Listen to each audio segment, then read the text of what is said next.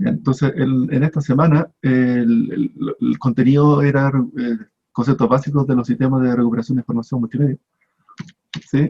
Y, eh, y el primer paso tiene que ver con lograr distinguir esto de que la parte multimedia consiste en extraer algún descriptor del contenido, analizar contenido multimedia. Entonces, si es que una imagen, un video o una canción, nosotros extraemos información multimedia de ahí, lo convertimos en un vector y luego jugamos con los vectores. ¿Ya? Eso es como el primer concepto que algunos se lo imaginan así, y que cuando uno busca canciones, uno no está buscando, comparando canciones mismas, no está buscando en las ondas de sonido, uno está buscando en vectores que representen esas ondas de sonido. ¿Sí? Y bueno, adelantando el contenido, la idea de Deep Learning, al menos en el contexto del sistema de recuperación de información multimedia, la idea es que actualmente estamos viendo cómo se calculan descriptores, con Deep Learning después se puede entrenar eso, pero no quita que después igual es un vector. ¿No? La idea es que el vector ya no es hecho por nosotros según las cosas que le he dicho, sino que ahora ya se entrena. Y tiene ventajas y desventajas eso, no siempre es mejor. ¿No? Bien. Y después con vectores, ¿por qué hacemos eso? Porque con vectores después podemos hacer hartas cosas. Es mucho más fácil trabajar con vectores que con pistas de audio. ¿Ya? Y todo el concepto le vamos a llamar aquí descriptores, o feature vectors, también se le llama.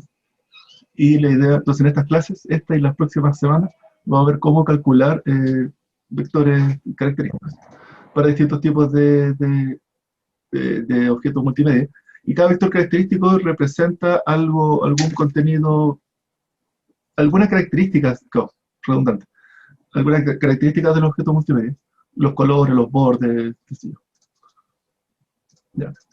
Y vamos a usar una función en general, hay dos tipos de funciones: similitud para comparar los vectores o de disimilitud.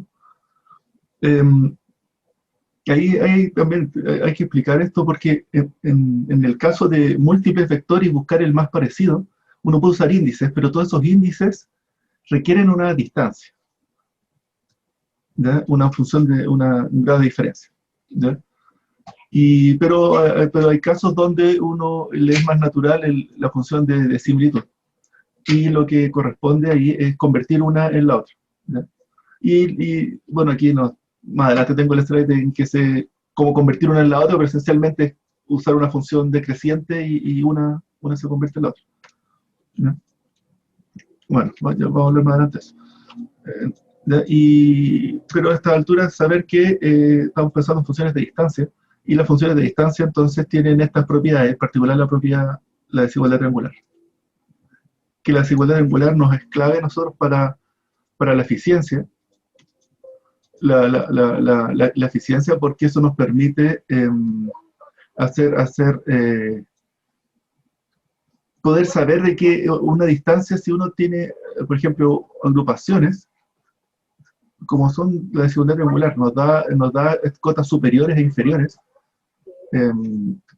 Entonces, nos dice que la similitud, si bien no es transitiva, es casi transitiva.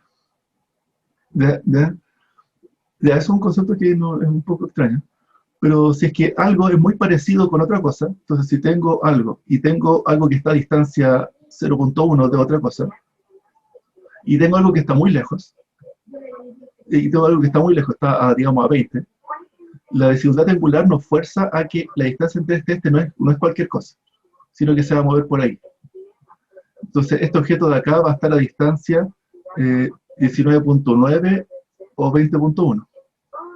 Entonces que es como una especie de transitividad, porque el hecho que dos objetos estén muy cerca fuerza que un tercero, si está lejos, el otro también tiene que estar lejos. ¿Alguna pregunta eso? ¿Se entiende? ¿No? Porque eso es clave. Y esto esto es clave porque eso es el concepto de similitud. Pero se hace esto no porque modele bien la similitud, sino que porque es más cómodo. Es más cómodo para usar matemáticas. ¿Ya? Bueno, hay tipos de descriptores. Hay tipos de descriptores de bajo nivel, alto nivel. Los de bajo nivel son los que estamos calculando ahora estamos hablando de descriptores de bajo nivel. Luego vamos a hablar los de alto nivel, son los que escriben las personas. Las personas escriben los de alto nivel. Personas interpretan el contenido, las personas interpretan de alguna forma y nos dan algo de interpretación, representa la imagen con algo de interpretación, con algo de semántica, extraído de las personas, directo e indirectamente. Ya ese es un concepto también que es interesante, que cuando podamos hay que usarlo. Esto de que una imagen, si alguien le escribe tags, esos tags son súper útiles. ¿Ya? Distinto es después el concepto actual que podemos tratar de generar descriptores, aunque podemos generar descriptores automáticos. Por ejemplo, no, con Deep Learning podemos generar tags. Con Deep Learning podemos generar tags, ¿cierto? Lo que saben. Pero hay que tener claro que esos tags de automáticos no se comparan en calidad a los de generados por personas. Y en costo también, ¿cierto? Y los descriptores de nivel medio, la idea es que es un descriptor de bajo nivel que si uno lo trabaja un poco puede generar otro vector, pero que está más cerca de la semántica, con datos entre la niña y entre los datos. Bueno. Bueno. ¿Tienen preguntas? Y este es el concepto clave de aquí que se llama semántica, que los computadores viven en un mundo. Cuando ven una imagen, los computadores ven cierta cosa, bajo nivel, son muy buenos para calcular estadísticas. Entonces, cuando ven eso, es muy fácil calcular vectores que representen colores, cosas así. Y las personas, cuando ven la misma imagen, no ven estadísticas, sino que ven otras cosas. Para nosotros, las personas no vemos color promedio. O sí un poco, sí un poco, pero no somos la similitud de las personas, nosotros no vemos lo mismo que un computador, que un algoritmo. Y esa diferencia, entonces aquí vemos cosas más semánticas nosotros. Y aquí cosas más objetivas, podríamos decirlo. Y aquí esta cosa se llama el gap semántico. Y todo este trabajo siempre es tratar de unir esas dos cosas. ¿Ya? Un concepto. ¿Ya? Y en este ejemplo de aquí la idea es que ustedes pueden ver cómo la similitud, si esto está a distancia en el video, digo, si esto está a 0,1 y esto está a 0,1, entonces este con este es menor o igual a 0,2. Y a veces eso está mal. A veces uno como ser humano dice eso no está a distancia de 0,2, sino que eso está a distancia cercana a 1. Pero si queremos que todo esté a distancia cercana a 1, entonces este con este está a similitud, tiene que estar a 0,5. Es decir, pero es que no, se parece más que 0,5. Y hay que entender eso, y eso ese problema proviene de modelar algo como similitud global por descriptor, por distancias.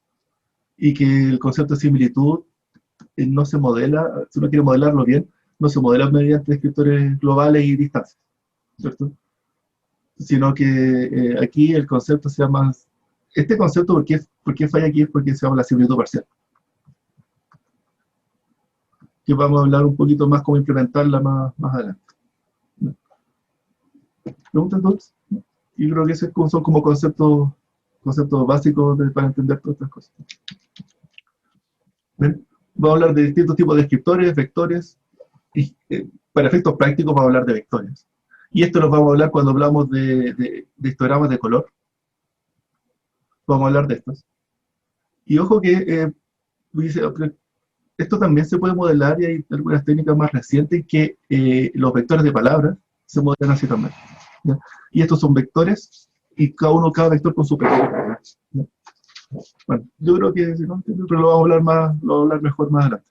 Solamente para decirles que hay distintos tipos de descriptores, vectores, bits, y eso esencialmente.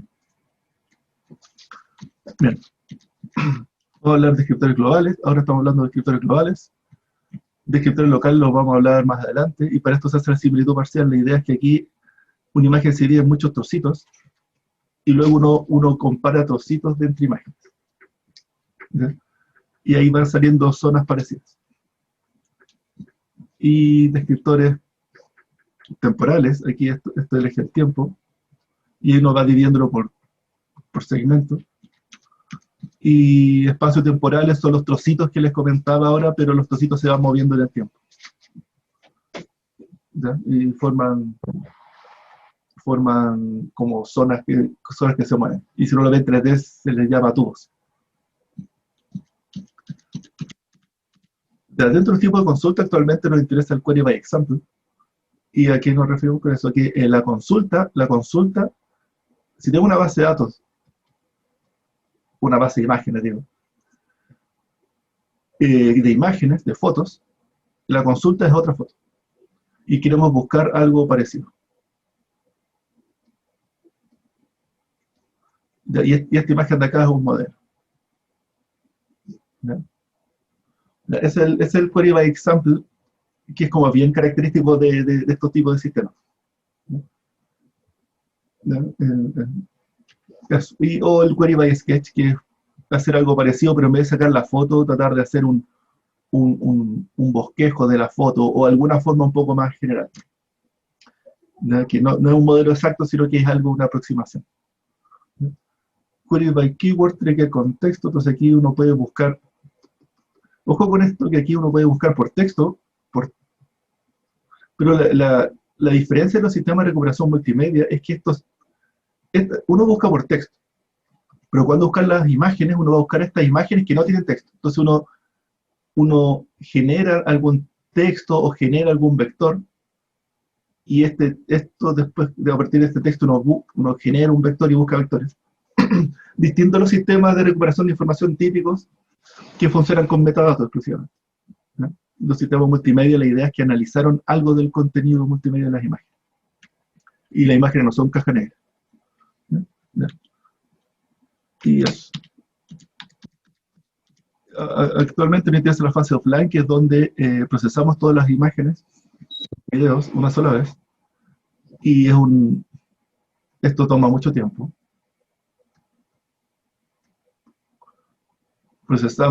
Todas las imágenes, las procesamos y generamos un árbol, un índice. Aquí tenemos, perdón, una base de datos con puros vectores, y podemos ir generando índices, y creamos como una estructura de búsqueda, cosa que después en el sistema online, la fase online, usamos esa estructura, y la fase online tiene que ser lo más rápido posible. Lo más rápido posible. Estamos pensando en un buscador, ¿no? Un buscador de fotos, un buscador de canciones, podría ser también.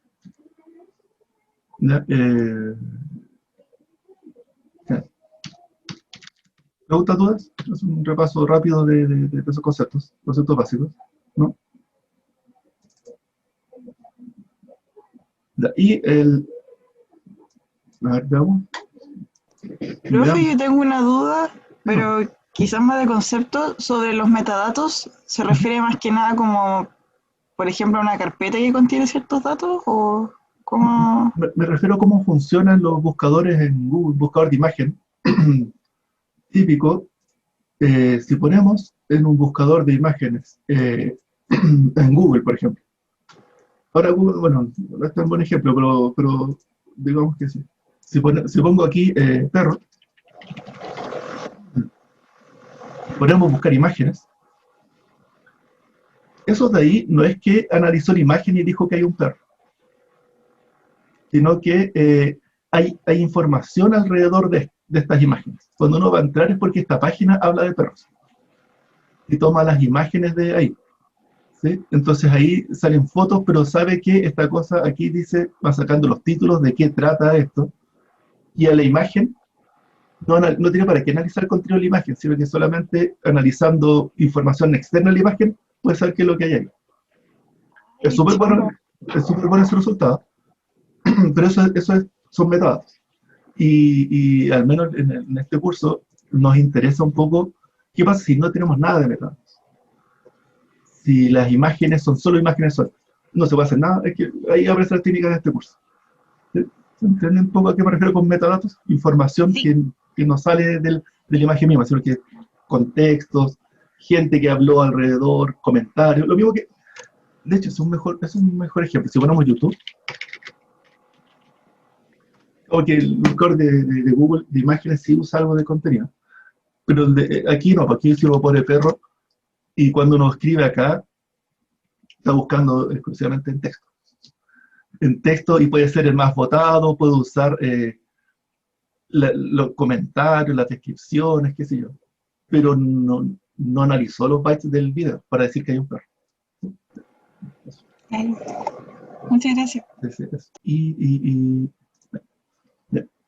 La primera aplicación que espero, para darle contexto a lo que quiero ver ahora, es que una aplicación, creo yo, bien simple, pero que tiene harto uso. No, se me perdió. Se me perdió el... Aquí. No. Es la tarea. ¿Ya? Quiero hablarles de la tarea. Para la tarea, lo que yo espero que ustedes hagan es un buscador de fotos, y entonces tienen que aplicar estos mismos contenidos.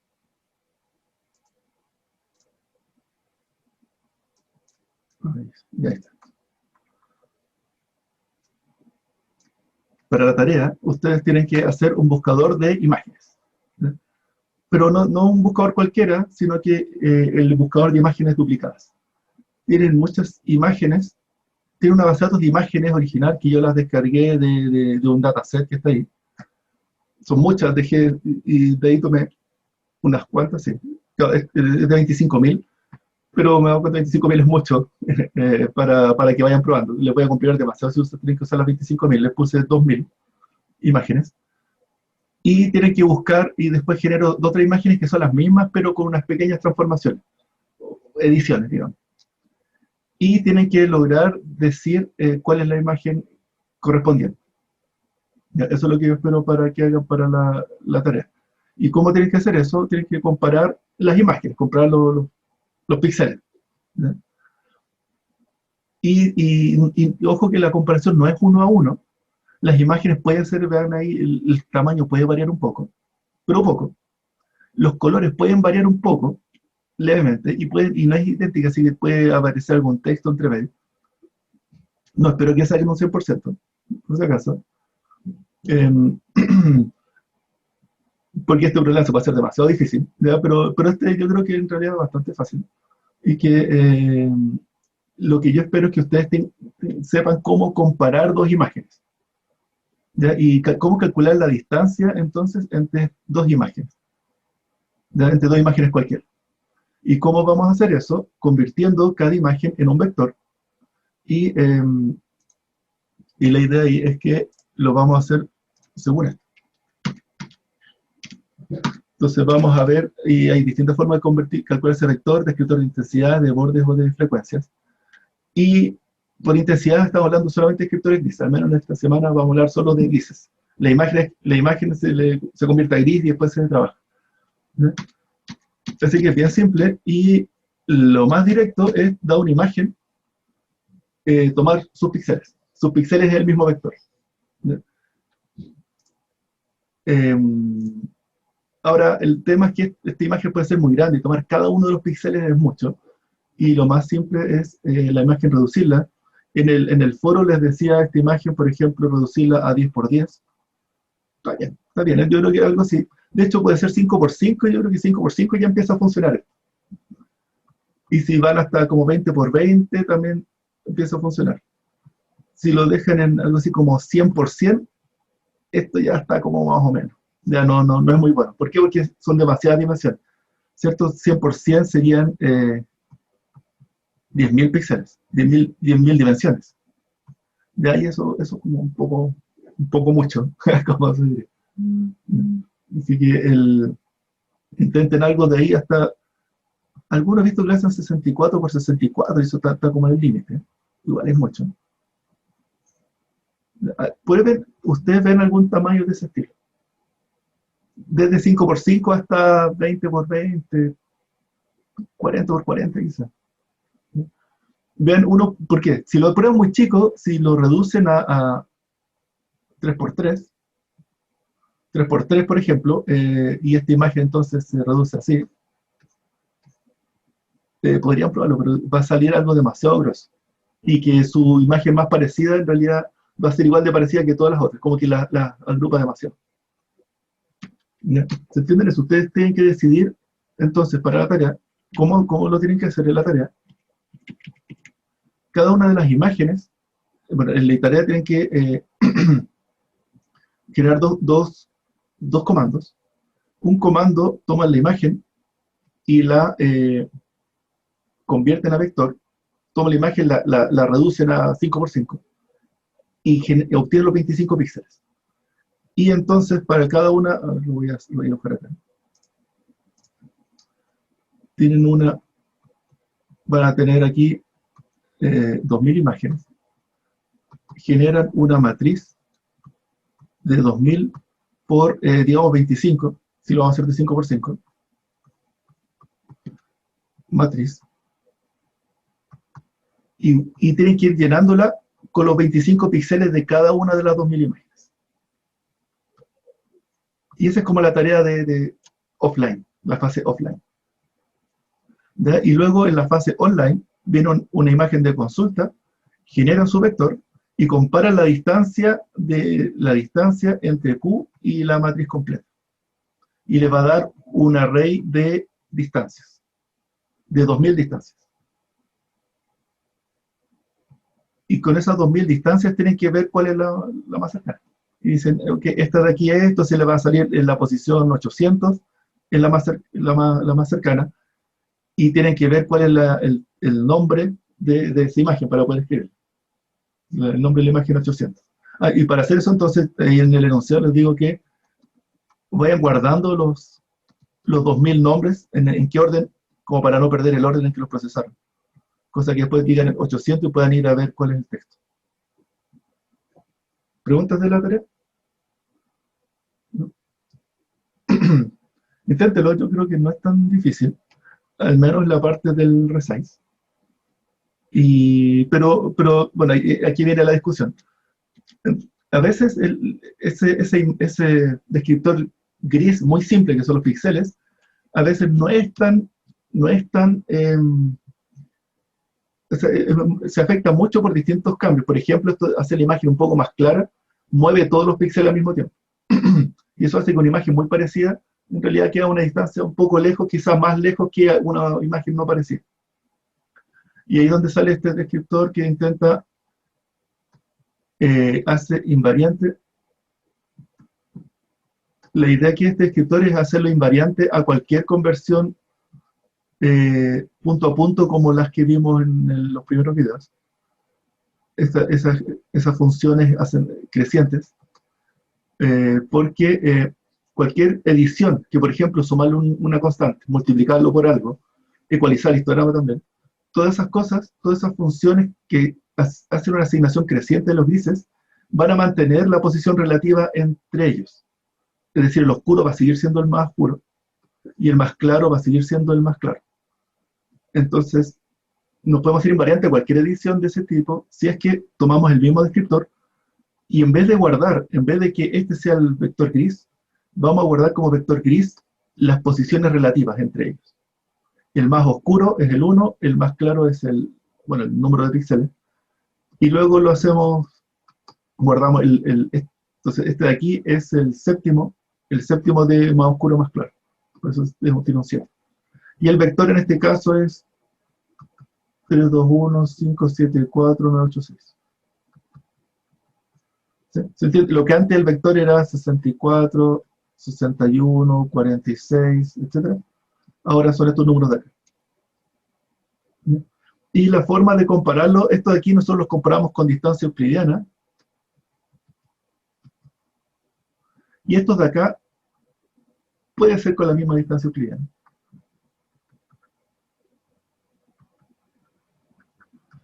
O si quieren ser más estrictos, se llama la distancia de Hamming, que la distancia de Hamming consiste en una distancia, es como una distancia euclidiana, pero en vez de cuantificar el tamaño de la diferencia, todo es muy distinto, o es igual o no es igual. ¿sí? Que estaba en la zona interior de la estancia Jara. ¿Tienes preguntas?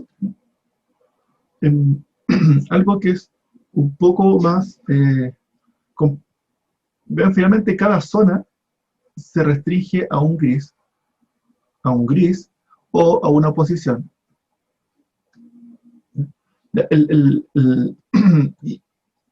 Con esa posición entonces, bueno, estamos ganando en robustez frente a ediciones globales de la imagen. Estamos perdiendo mucho, eso sí, con respecto a ediciones locales. Si es que una imagen, la zona más oscura, se convierte en zona muy clara, se mueven todos los números. Ya, eso no es algo bueno de este descriptor. Así que hay que usarlo cuando sea bueno usarlo solamente. Quizá el contexto lateral quizás no es tan bueno, porque como la imagen, como puede haber textos, podría convertirse en una zona oscura en una zona clara, y podría eso fallar. Bueno, eh, los otros son los histogramas, pero más que el histograma global, el que funciona muy bien son los histogramas por zona, que es como la generalización donde en vez de poner el valor gris promedio de cada cuadrado, en vez de poner un valor gris, no ponemos solo un gris, sino que en realidad generamos un histograma de los valores. Entonces, en vez de poner promedios, sino que ahora el promedio lo expandimos a una distribución de grises. Y cada uno de estos entonces es un vector, que son las distribuciones de grises de cada zona, y concatenamos todos los vectores y tenemos el vector de imagen. Ya eso debería funcionar bien, con eso deberían encontrar todas las imágenes. Y de nuevo hay que descubrir cuál es la buena forma de división. De repente, algo como yo creo que este es como bueno. Dividirlo en 4x4 y calcular un histograma de 16 bits, eso estaría bien. Debería funcionarles bien. Este también debería funcionarles bien, 8x8. ¿Sí? Bien. Si lo hacen demasiado, ¿cierto? Pueden llegar a algo no sé, 20x20. Con 20x20 es como que están cayendo en el primer descriptor. ¿Ya? Porque van a ser demasiadas zonas, entonces los histogramas van a ser muy cortitos y en realidad es casi lo mismo que lo anterior. No hay ganancia. ¿Cuál es? Aquí me gustaría la pregunta. A ver, dígame usted, ¿cuál es el histograma de la imagen 1? El histograma de grises de esta imagen. ¿Quién está despierto? ¿Cuál es el histograma de grises de la imagen 1? ¿No? Sería como una cosa que sube y baja, como harto. Como... Ya, para calcular el histograma, sí, ¿qué histograma es el conteo de píxeles para cada uno de los tonos de grises? ¿Ya? Ya, ojo, porque este es el mini control que le subí, que tienen que subir el otro lunes. Ya, entonces le estoy dando los tips para resolverlo. Ya. Esto de aquí, vean, es un histograma. Primero tenemos que decir cuántos tonos de grises. ¿Cuántos tonos de grises? En general, para los de grises es muy fácil, uno dice 0, 1, 2, 3, 4 hasta el 255. Entonces tiene que ir píxel por píxel, mirar cada uno de estos píxeles y ver a qué tono de gris corresponde. Entonces este de aquí es un negro, esto es un 0, y esto es un blanco, 255. Entonces cuando dice 0, sumamos más 1 al 0, al bien 0, perdón, hasta el 0, y ese más 1 al 255. Con esto. Y este más 1 al 0, más 1 al 255. ¿Se entiende entonces esto? ¿Cuál es el histograma de grises de este entonces?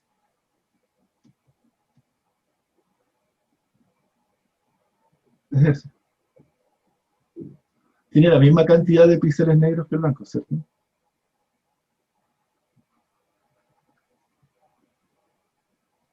Y este es el bin 0 y este es el bin 255. Por aquí está el bin 127, va a estar al medio. ¿Y cuál es la altura? ¿Qué ponemos acá? ¿Qué número? ¿Qué significa este eje? No. Número de píxeles. Número de píxeles, eso. Entonces aquí tenemos que poner 1, 2, 3, 4, 5, 6, 7, 8.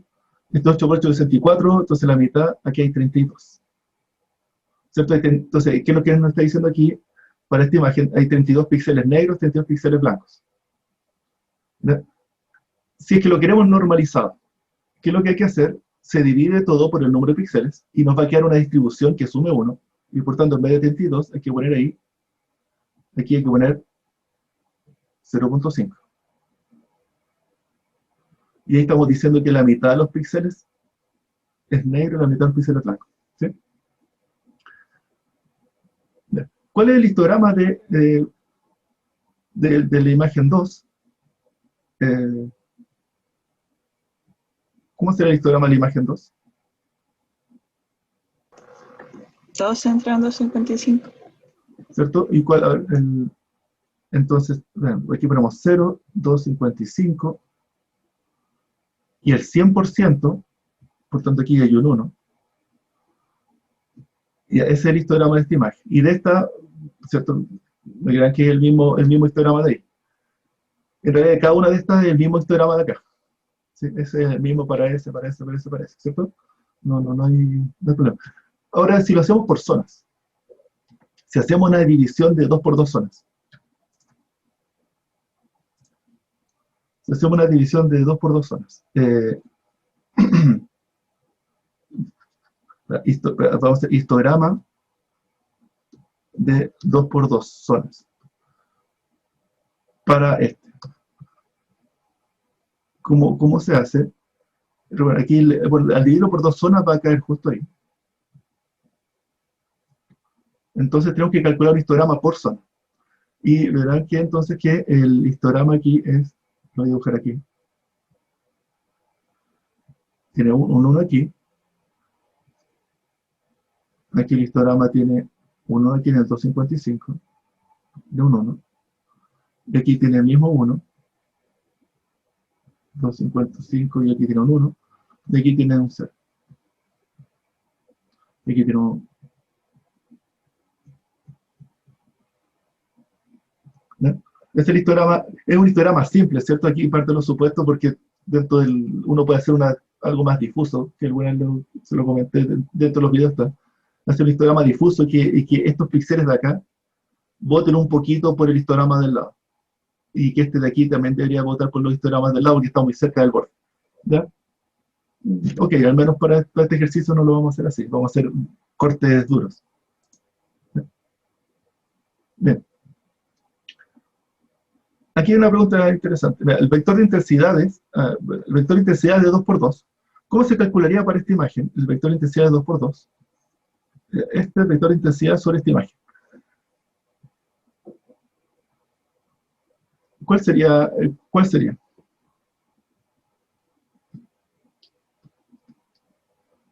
Es un vector de 4 números. ¿Ya? El vector de intensidad es de 2 por 2. Y donde cada número es el promedio de estos de acá. ¿El promedio es el mismo o no es el mismo?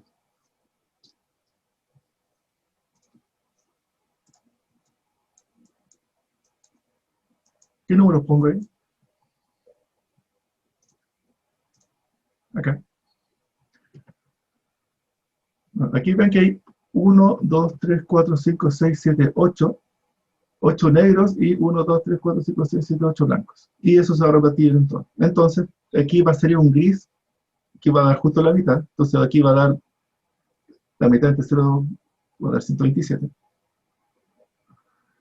Y en el del lado va a dar lo mismo, ¿cierto? Va a ser el mismo, ¿no? Entonces, es el 127, 127, 127. Si es que lo calculamos como el gris promedio de la zona. ¿No? Profe, ¿Sí? ¿el vector de intensidad es siempre el promedio? No. ¿O no eran como solo los valores en grises? Justamente, es que el gris promedio, el vector de intensidad de 2 por 2 consiste en reducir la imagen a tamaño 2 por 2 y calcular los píxeles de esa imagen de 2 por 2. Entonces el vector de intensidades, si es de 2x2 son 4 números, y este va a ser el gris promedio de cada zona. Esta es la zona 1, esta es la otra zona, esta es la otra zona 3, zona 2, zona 3, y esta es la zona 4. Aquí es como el gris promedio. Ahora, uno puede de nuevo hacer un poco más difuso, y en vez de que sea el gris promedio, cuando uno hace resize con OpenCV, hay una interpolación. ¿Ya? Bueno, en este caso da lo mismo, sí, porque todo es igual, es muy simétrico. ¿Qué pasa si lo calculamos sobre este? Sobre este, el vector de intensidad es de 2x2, intensidades. Para este. ¿Me pueden decir cuáles son los 4 números que van acá? 0, 255. Exactamente. ¿Cierto? El gris promedio y el gris promedio estaría asustado. Está como fácil. Ahora uno un poco más difícil, o a ver, así un poco más capcioso. ¿Cuál es el vector OMD de este? OMD de 2x2.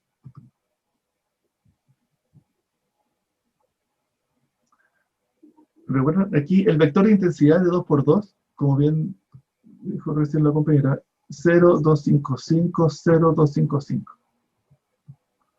¿Cuál es el vector de intensidad del OMD? Son 4 números.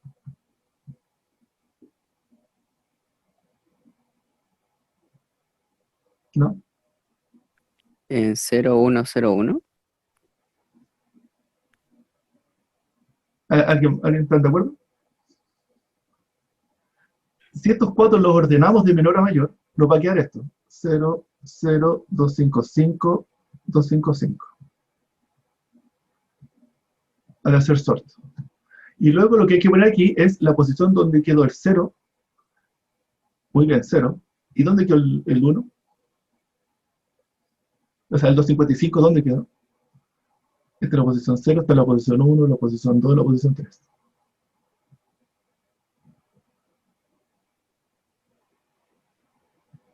Este queda en la posición 2. Y este está en el 0, este en el 2. Bueno, ¿sí? Es un 2. Es un 2 porque... Es un 2. Porque aquí queda en la posición 2. Ah, ya. ¿Cierto? No es Gracias. 0, 1, 0, 1. ¿Sí? Porque hay 2 ceros.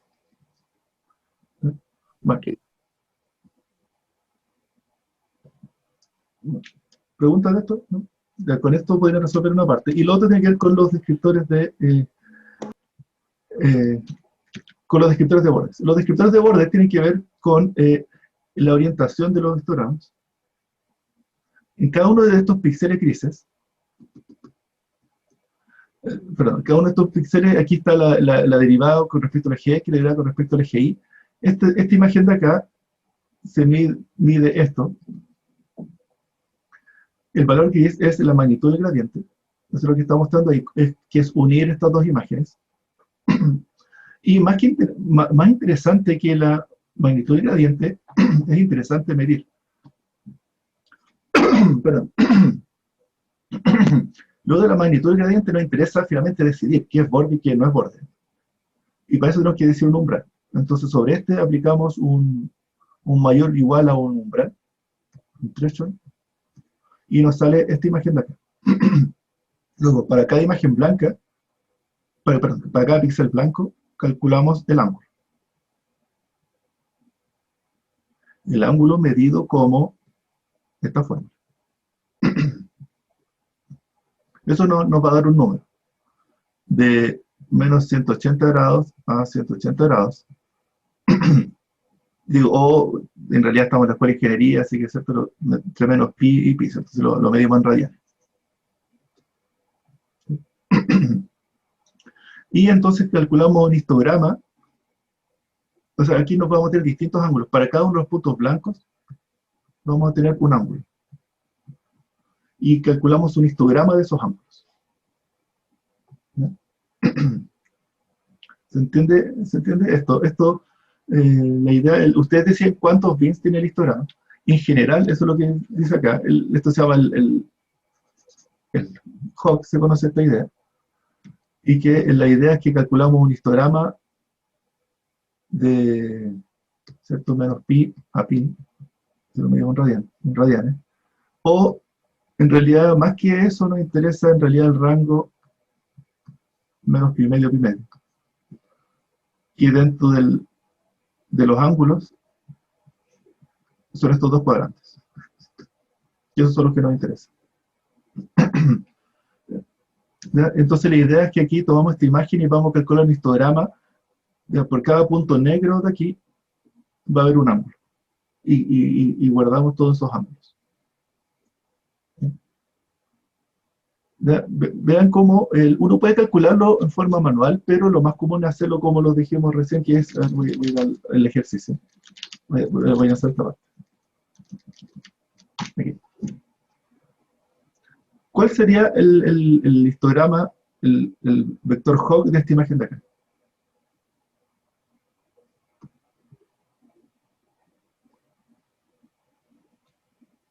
¿Cuál es el ángulo para cada uno de los píxeles? Dicho de otra forma. El ángulo del borde. Para hacer eso, bueno, viendo el enfoque que estaba en la slide, habría que hacer convolución con un kernel. Digo, pero para no hacer convolución, esto es un ejercicio que tienen que hacer a mano.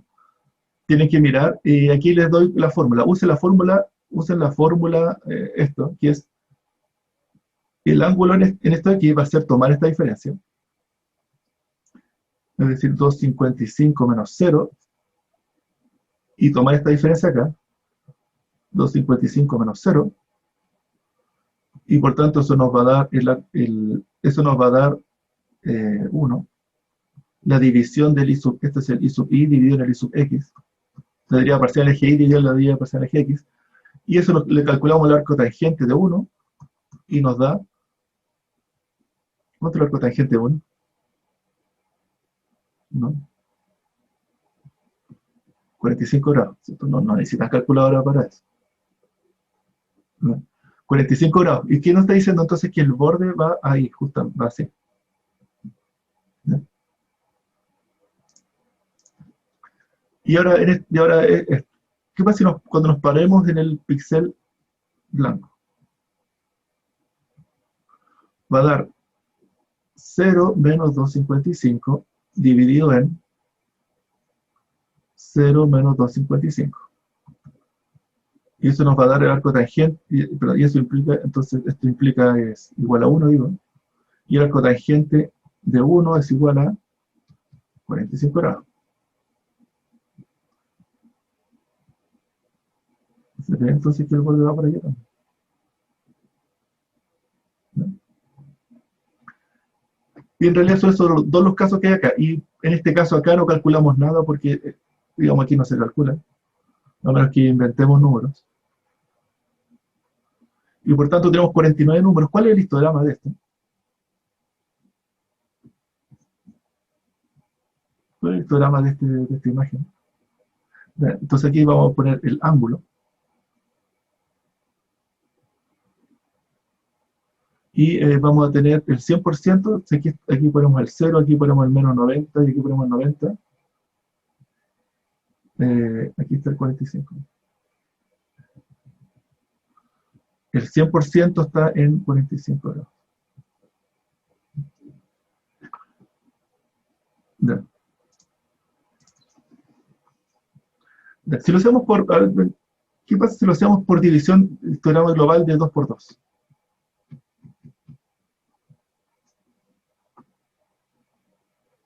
A ver, en este caso.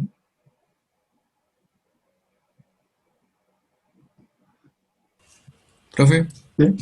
y cuando cuando está sacando el arco tangente y se indefine, por ejemplo, 0 sobre 0, ¿qué hace con el resultado? Ajá, ya. Buena pregunta. Por ejemplo, aquí, en este histograma acá, ¿cuál es en este caso, cuál es el ángulo del borde? Esta es tu pregunta, ¿cierto? Porque aquí dice 255, 255, aquí Sí. queda 255, 255 dividido en 255, 255. ¿Cuál es el arco Yo, tangente de eso? Bueno, eso. ¿Cuál es el arco tangente de eso? ¿Ya? Y ahí es donde viene la pregunta. ¿A qué píxeles se le calcula el borde? ¿A qué píxeles se les calcula el arco tangente? A los que tienen la magnitud del gradiente superior a algo, ¿sí? A un umbral. ¿Y cuánto es la magnitud del gradiente en estos píxeles? ¿Cuánto es la magnitud del gradiente en esto? Cero. Cero. Cero. Entonces, esto no es un píxel de borde. Aquí no hay bordes. No hay píxeles a los cuales calcular el ángulo. Entiendo. Por tanto, el histograma el histograma es ese, cero. No hay, nada suma a los ángulos, porque no hay bordes. ¿Okay? Si calculamos el histograma de Hawk de esta imagen de acá, solamente va a ser relevante para estos píxeles de acá.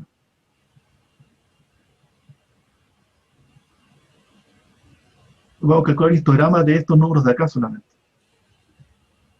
Para estos de acá es cero, o sea, no es que el ángulo sea cero, es que no hay ángulo. ¿Ya? Y el histograma va a ser esto, entonces aquí esto es en el eje Y, perdón, lo estoy haciendo mal. Este es el eje Y, entonces aquí va a decir, este es 0 dividido en 255, entonces esto aquí tiene ángulo 0. Pero porque sumaron estos 7 píxeles, este tampoco suma. Bien. Ya, y ojo cuando hacemos división no quiero hacer división de 2 por 2 zonas, cuando hacemos división de 2 por 2 zonas, a ver uno interesante, este. ¿Qué pasa si calculamos el Hawk de 2 por 2 zonas para esta imagen, la imagen 6? ¿Cuál es el histograma? No extra. ¿Cuál es el histograma de ángulos?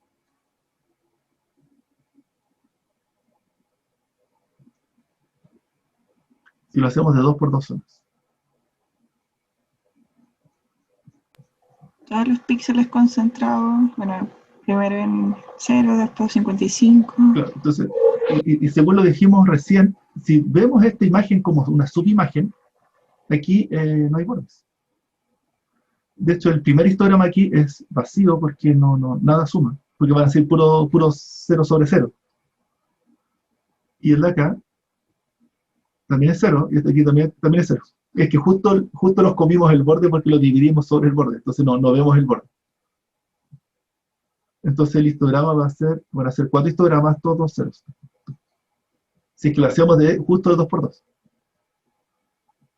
Pero si lo hacemos si esta imagen, hacemos un Hawk de 3 por 3. Ah, chuta, no va a dar. No, hagámoslo de 4 por 4 para que no tengamos problemas para la división. Nos va a quedar algo así. Ah, no, de 4 por 4 igual va a quedar puro 0 también. Mal ejemplo.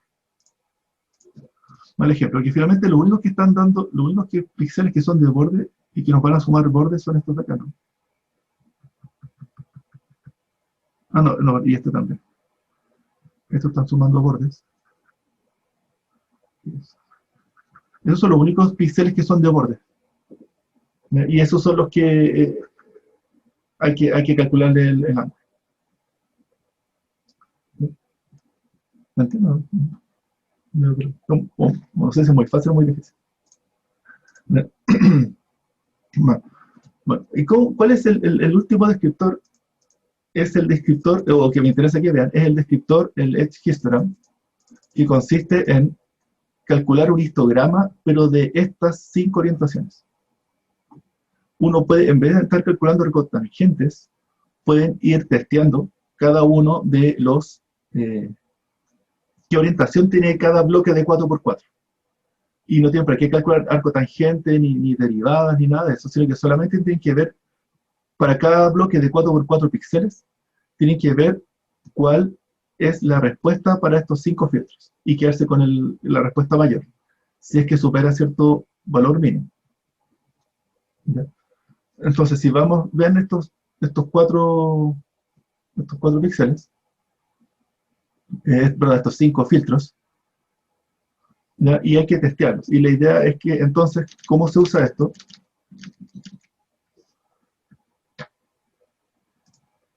¿Cómo se usa esto? para esta imagen de acá, van mirando cada uno de estos 4 píxeles y tienen que ver cuál de estos va a ganar. Entonces tienen que mirar cuál es la orientación del píxel 0, 255, 2550. Tienen que probar del filtro 1 hasta el filtro 5 y tienen que calcular cuáles son los 5 números de respuesta al filtro. Dentro de estos números, 0, 255, 255, 0. Voy a devolver.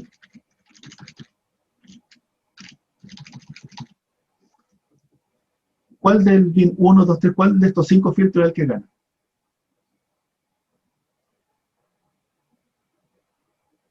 Del 0 al 255. ¿No?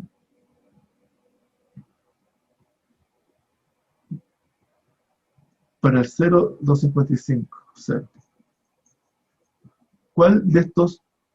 La idea es que operamos, decimos, ponemos estos 4 números sobre estos, en los 5, en estos 5 bins, y tenemos que ver cuál es el que nos da un número más grande. ¿En cuál nos va a dar el número más grande? Si los miran bien, vean que la posición de los positivos con los negativos nos va a dar justo este. Este de aquí va a dar un número más grande, porque va a quedar 2 por 0, más 255 por menos 2, más menos 2 por 255, más 2 por 0. Total, como menos 1000. Como menos 1000. Un número mucho más grande que todos los otros. Y en valor absoluto nos va a dar como 1000, entonces gana ese. Y por tanto, eso dice que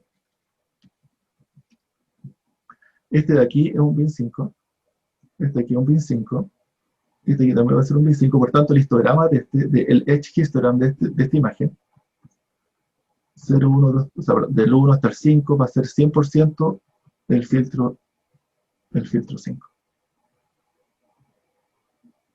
¿Sí? Y así se puede ir probando con los otros filtros. ¿Ya?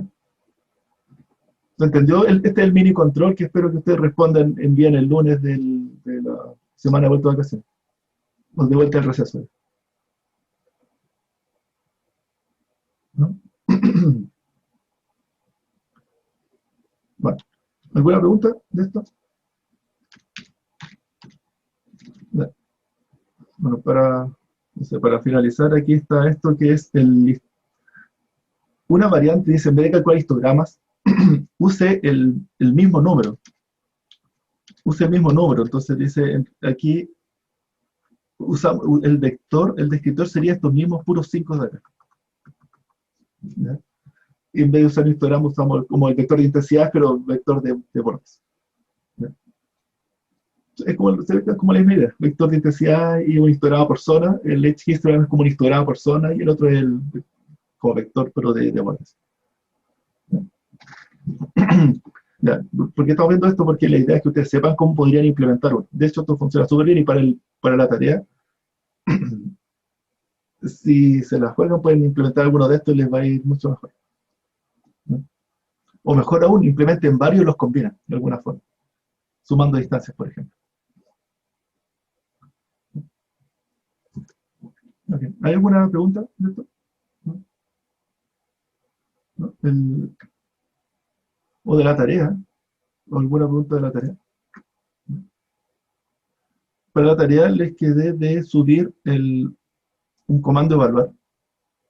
Les subí uno muy simple, pero les voy a subir uno mejor que les va a decir cuántas buenas y cuántas malas tienen en la búsqueda. ¿No? Profe, ¿Sí? si combino diferentes como en descriptores, como el descriptor de intensidad como simple y no sé, un descriptor como Hawk, como para la tarea, usted decía que se debían como combinar. Lo pueden combinar. Y la forma más simple, lo va a ver más adelante cómo combinar descriptores, pero una forma simple es calcular la distancia de cada uno y sumar las distancias. O las ponderan de alguna forma. Dicen 0,2 de este y 0,8 de la otra. ¿Pero te refieres a cada descriptor o cuando ya se comparan entre imágenes? Cuando se comparan entre imágenes. Entonces, cada uno en la etapa offline, digamos, el calcular descriptor, calcula los dos descriptores y los guarda solamente. Y tienen dos matrices de descriptores. En la búsqueda, calcula la distancia según uno, la distancia según otro, y calcula la distancia final como una combinación de las distancias. Ah, ya, yo creí que había que hacer como una combinación entre los dos descriptores, como tener como un super descriptor Ya, aquí antes. ese es el otro enfoque. Ese es el otro enfoque. Ah, Aquí uno se llama el enfoque Early Fusion. La combinación temprana es lo que estás diciendo tú. Generamos un único vector más grande con las dos cosas, con Hop y con OMD, por ejemplo. Pero ahí la combinación hay que pensar en cómo hacer. Ojo, porque no es llegar y concatenar, porque si están en rangos distintos va a ser muy difícil. Y lo que le estoy comentando ahora es más Late Fusion, donde tenemos un descriptor y tenemos el otro, cada uno genera una distancia, un resultado, el otro genera un resultado y combinamos los resultados. Bueno, yo creo que vamos a hablar más adelante de las combinaciones de descriptores. Pero sepan que lo pueden hacer eso, sumar distancias, creo que es súper cómodo. Porque no obliga a tener que normalizar cada uno de los rangos, qué sé yo. Bueno, lo que sí obliga a normalizar las distancias, sí, no es igual hay que normalizar. Las distancias salen en rangos distintos. Intenten hacer eso, yo creo que es súper formativo para después ver cómo funcionan estas cosas, cómo uno los va diseñando, esto de combinar descriptores. Bueno, profe, el LVP ¿sí? es un descriptor como simple, así como el de intensidad, ¿eh? Sí, lo vamos a ver, de hecho lo tengo aquí en las mismas slides. El descriptor LVP, que es la clase de la próxima semana. O sea, de la vuelta. Y el descriptor LVP es calcular, en realidad es como calcular otro número. Cada valor gris se convierte a otro número viendo su vecindad. Y aparece otro número. Ahora este número no es como un vector de textura. Entonces está en la zona de textura. Porque va diciendo cada píxel cómo se va relacionando con sus vecinos. Pero luego de este calculamos histogramas, calculamos casi la misma idea anterior, como otro tipo de píxel, como que convertimos los píxeles y ahora calculamos descriptores de imagen sobre esa información. Y tendría como mejor Bueno, sí, propiedades que el de intensidad. se parece bastante porque tiene que ver como con los diferenciales, entonces tiene como las mismas propiedades que el Hop. Solo que es más de bajo nivel. El Hop como que globalmente si el borde va para un lado o para el otro. Aquí estamos cuantificando exactamente el tipo de borde. A veces bueno, a veces malo. Si lo pueden implementar, pruébelo. Se lo voy a explicar en el video ahora el fin de semana que voy a grabar el video, o hoy día en la noche. Prueben el descriptor LVP. Pueden usar cualquier función de OpenCV. Si quieren usar el LVP, pruébenlo. No hay problema. No. Hagan lo que puedan, usando OpenCV y funciones de OpenCV. Refi tiene una pregunta en el chat. ¿Cómo se define el umbral mínimo para los filtros EHD? De la misma forma que se define el umbral mínimo para la magnitud del gradiente. Se define, es decir, con mucho cuidado. Con mucho cuidado y prueba y error. Ese es este umbral de acá. Ya, ese umbral de ahí se define igual que el umbral que está definido, que se lo dibujé acá. Que es este umbral de acá. Ustedes tienen que decirlo. Yo les doy un número, 5. Y no es 5. 5, las veces que lo he implementado, 5 funciona bien. Esa es la pregunta. Gracias por... No lo había leído. ¿Alguna otra pregunta? ¿No? Si no, quedamos hasta acá. Acuérdense del lunes, tienen que subir el mini control. Para subir el mini control, pueden hacerlo en papel y sacarle una foto al papel. O si quieren hacerlo en un documento más digital, está bien también. Pero tienen que subirlo el lunes de vuelta de vacaciones. ¿Ya? Si tienen problemas, escríbanme en el foro. Y la tarea es para 2 semanas más. Ojo, vayan subiéndolos porque yo espero ahora después darle otro mini control más y van a ir siendo varios en el semestre. Y yo creo que no son muy difíciles. Y quizás el primero esté medio difícil. Los otros son más fáciles. Eso, por favor, no acumulen mucho porque si no se van a colapsar.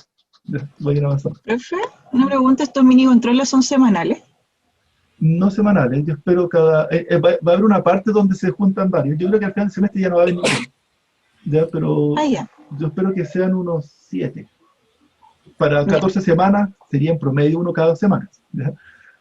Pero al principio van a tocar unas semanas que sean consecutivos y al final van a tomar varias semanas sin mini control. ¿Ya? Que los mini controles me interesa de la parte más básica, entonces de la primera parte del semestre, que son como más conceptos.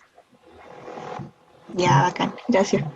Profe, entonces un hog de 2x2 es dividir una imagen en 4 ¿Sí? o tomar 2x2 píxeles. Es dividir la imagen en 4. Ah, ya. Sí, cuando lo dibujé aquí, a ver, en el ejemplo acá. Bueno, aquí. Si aquí digo 2x2, me refiero a dividir esto en 2x2.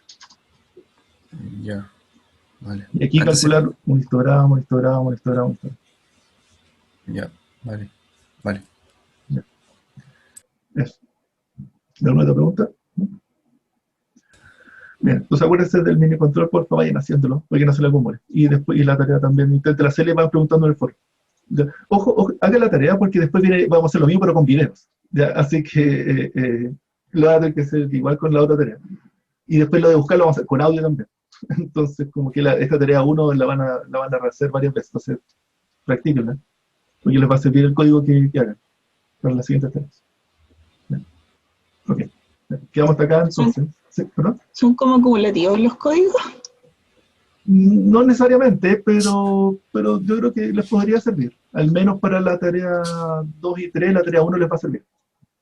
Bacán. Ya, pero como es buscar imágenes, la tarea 2 y 3 va a ser buscar en video, buscar en audio.